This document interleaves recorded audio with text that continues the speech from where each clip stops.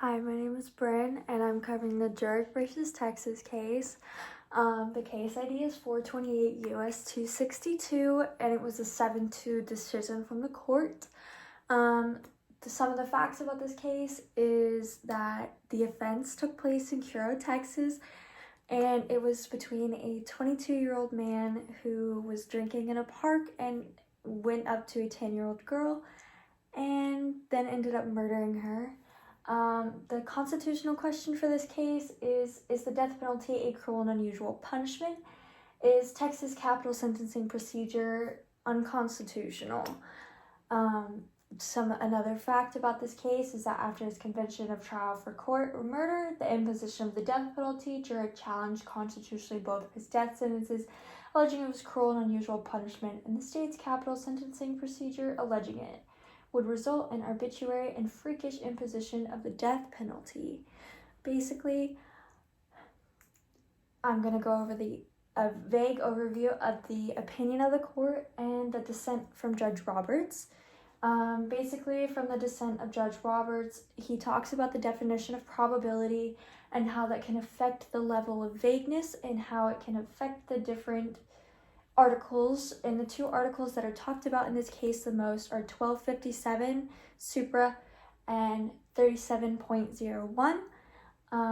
That's one of the main topics about both of them.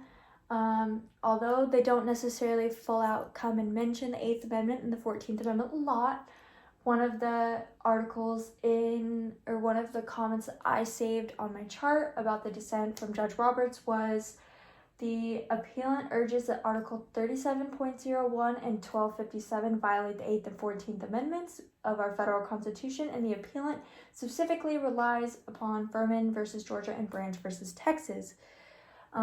This basically means that most of the stuff that he went based off of were on the past cases that do connect to this case that took place during this time, and he very much challenges the Death Penalty Act and limiting the ratios of frequencies in the form of event to a tie the frequency in all forms, because the numbers of trials increased indefinitely. In regards to the court basically talked about how the justices and majorities included the death penalty. It's basically talking about what that means and more in depth about what Article 1257 means and how some of the things that it states in that murder should be confinement, and the punishment for murder shall be in confinement, and the penalty for life or any term of not less than 2 years. It's basically talking about what the punishment should be if someone does commit murder or capital murder, and how 1257 and 37.01 do affect that. Lastly, the appellant claims his confessions were involuntary, and he argues the record fails to show how he voluntarily, knowingly, and intelligently waived his constitutional rights.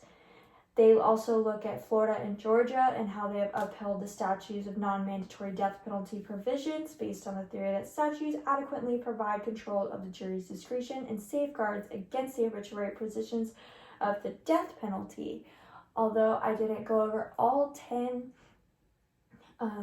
points on each side, you kind of get the gist of how kind of important this case was to the time being in regards to the death penalty. The last statement that the dissent made was that that it was constitutional, and basically the court and the dissent kind of agreed, in my opinion, from what I understand, and I don't think the procedure is unconstitutional at all, in my personal opinion.